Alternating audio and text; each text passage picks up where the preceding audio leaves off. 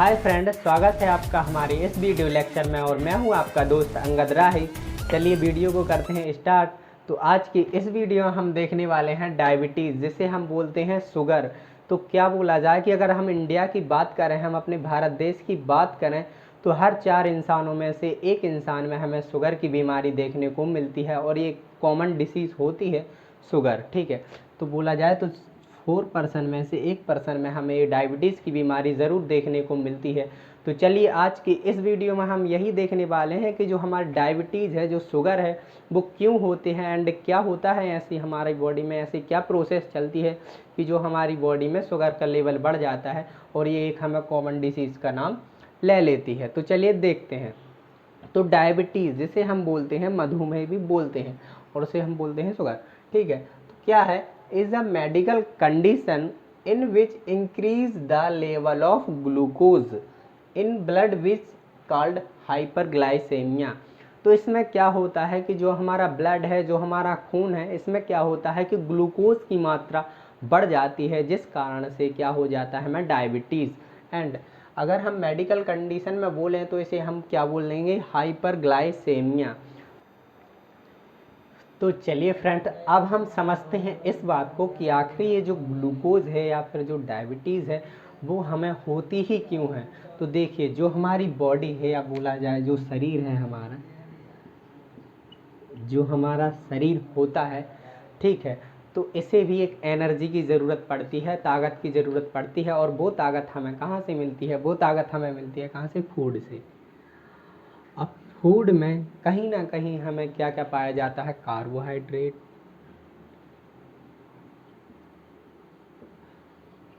Carbohydrate, protein and fat. जो भी हम खाना खाते हैं उसमें क्या क्या पाया जाता है? Carbohydrate, protein and fat. तो जो हमारा स्टमक होता है या बोला जाए जो यहाँ जो हमारा आमाशय होता है, वो कार्बोहाइड्रेट को मोनोसेकेराइड में बदल देता है, तोड़ देता है बोला जाए। एंड जो प्रोटीन है इसे बदल देता है अमाइनो एसिड में, और जो फैट है वो क्या बदल जाता है? टूट जाता है फैटी एसिड में। तो इससे क्या मिलता है हमें? ग्लूकोज। क्या? ग्लूकोज। ठीक है, तो इससे क्या मिलता है हमें? ग्लूकोज, जो कहीं ना कहीं आपने नाम तो सुना ही होगा। ठीक है, अब हम देखते हैं कि आखिर क्या प्रोसेस चलती है, किस कारण से जो बॉडी में शुगर लेवल बढ़ जाता है। तो देखिए, जो हमारा शरीर है, जो हमारा शरीर है बोला जब बॉडी है, वो किससे मिलकर बनी होती है? सेल से।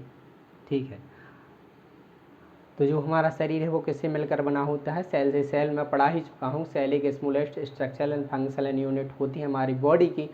सेल से क्या मिलकर बनते हैं? क्या? और सॉरी, टिश्यू। टिश्यू से मिलकर बनते हैं ऑर्गन, एंड सारे ऑर्गनों से मिलकर क्या बन जाती है हमारी बॉडी। तो सेल को भी एनर्जी की ज़रूरत होती होगी ना, तो इसे एनर्जी कौन देता है? ग्लूकोज।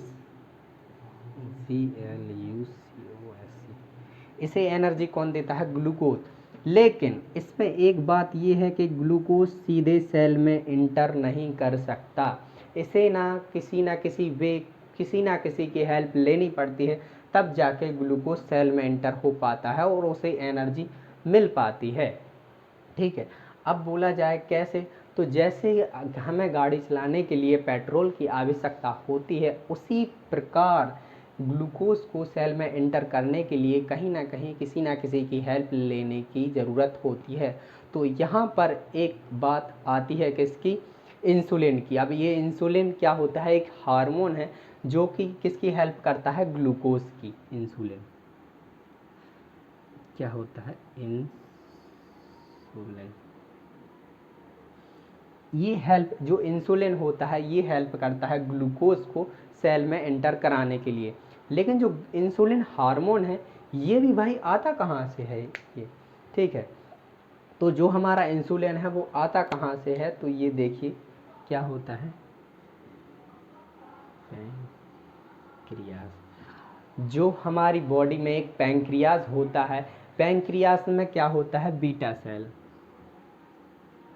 Beta cell. तो पैंक्रियाज में बीटा सेल्स होते हैं, जिससे क्या होता है? हार्मोन्स, क्या होता है? इंसुलिन हार्मोन रिलीज होता है। ठीक है, इससे पैंक्रियाज से क्या होगा?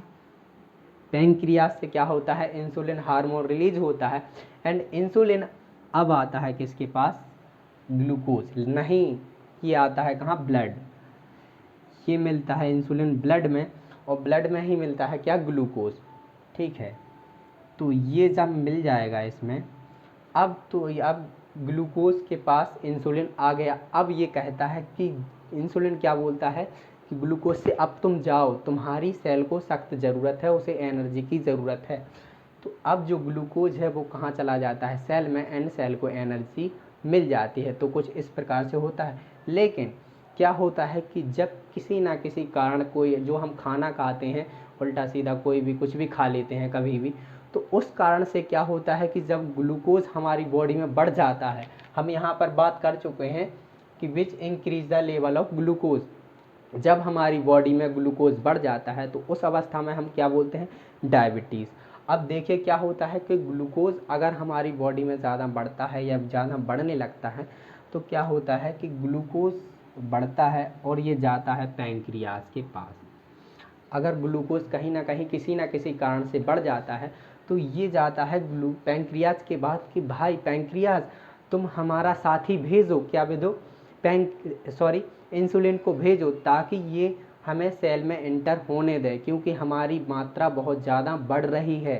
तो क्या होता है कि पैंक्रियाज तो भाई अपनी हुड में आ जाता है, बोलता है अब हमें नहीं भेजना।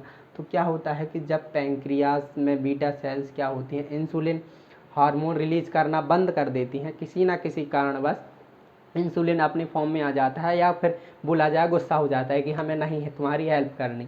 तो जब इंसुलिन क्या होता है कि जब रिलीज होना बंद हो जाता है बीटा सेल से, पैंक्रियाज से, तो क्या होता है कि जब इंसुलिन यहाँ पर ग्लूकोज के पास नहीं आएगा, उसकी हेल्प नहीं करेगा, तो ग्लूकोज क्या होगा कि सेल में एंटर नहीं कर पाएगा। ठीक है, ग्लूकोज सेल में एंटर अगर नहीं कर पाएगा तो क्या होगा, ग्लूकोज अगर सेल में एंटर नहीं कर पाएगा तो ग्लूकोज का यूज़ होना बंद हो जाएगा एंड इसकी क्या हो जाएगी, ब्लड में मात्रा बढ़ जाएगी। बेसिकली अगर ग्लूकोज का सेल में एंटर होना बंद हो जाएगा तो इसकी तो बेसिकली जो मात्रा है वो बढ़ ही जाएगी। और अगर जब ग्लूकोज की मात्रा ब्लड में बढ़ जाती है तो उस स्थिति में हम बोल देते हैं कि जो पेशेंट है इसे क्या हो गई है, शुगर, या बोला जाए डायबिटीज़। तो इस प्रकार से डायबिटीज़ हमारी बॉडी में हो जाती है। जो डायबिटीज़ है वो भी दो प्रकार की होती है, एक होती है टाइप 1 डायबिटीज़, एक होती है टाइप 2 डायबिटीज़। तो चलिए हम देखते हैं कि टाइप 1 डायबिटीज़ क्या है और टाइप 2 डायबिटीज़ क्या होती है।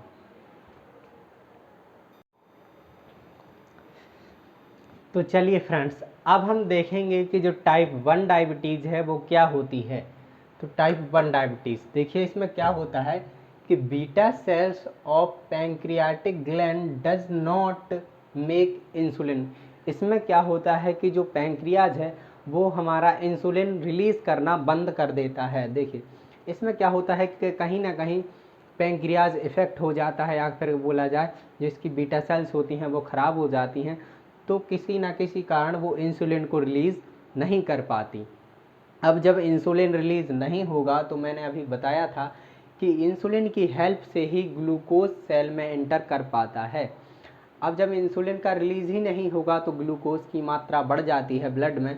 उस स्थिति में क्या होता है कि जो ग्लूकोज है वो यूरिन के माध्यम से क्या होता है कि हमारी बॉडी से निकलने लगता है। ठीक है, तो ग्लूकोज जो हमारी बॉडी से निकलने लगता है, तो ये इस कारण से क्या होता है कि ये टाइप 1 जो हमारी डायबिटीज़ है वो होती है। ग्लूकोज अगर निकलने लगेगा तो सेल प्रॉपर मात्रा में ग्लूकोज का इस्तेमाल नहीं कर पाएंगे, और ग्लूकोज नहीं मिलेगा तो इसे एनर्जी नहीं मिलेगी, और एनर्जी नहीं मिलेगी तो क्या हो जाता है कि हमें डायबिटीज़ हो जाती है। अब इस डायबिटीज़ के जो मतलब जो शुगर है, इसके क्या सिम्टम्स देखने को मिलते हैं। तो देखिए, थकावट, सबसे पहले थकावट होती है पेशेंट को जिसे शुगर होती है, एंड कमज़ोरी आने लगती है, उसे बहुत ज़्यादा कमज़ोरी महसूस होती है, कम वज़न कम हो जाता है, एंड हृदय गति बिगड़ जाती है या सही से नहीं चलती। तो ये सिम्टम्स हमें टाइप 1 डायबिटीज़ को देखने को मिलते हैं। अब हम बात करते हैं टाइप 2 डायबिटीज़। तो टाइप 2 डायबिटीज़ यही समझिए, कुछ नहीं है।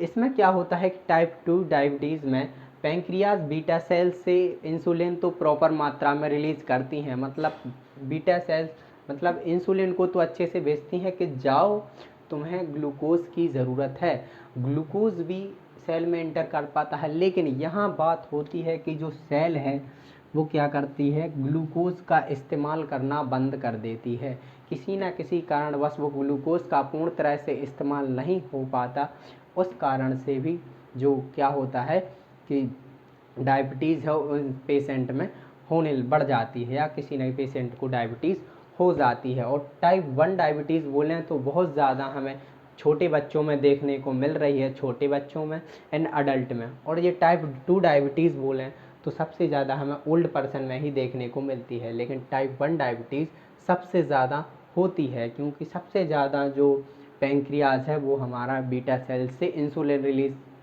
को बंद कर देता है, जिस कारण से डायबिटीज़ हो जाती है। तो ठीक है, thank you for watching my video. अगर आपको वीडियो पसंद आए तो लाइक एंड सब्सक्राइब ज़रूर करिए हमारे चैनल को। ठीक है, थैंक यू।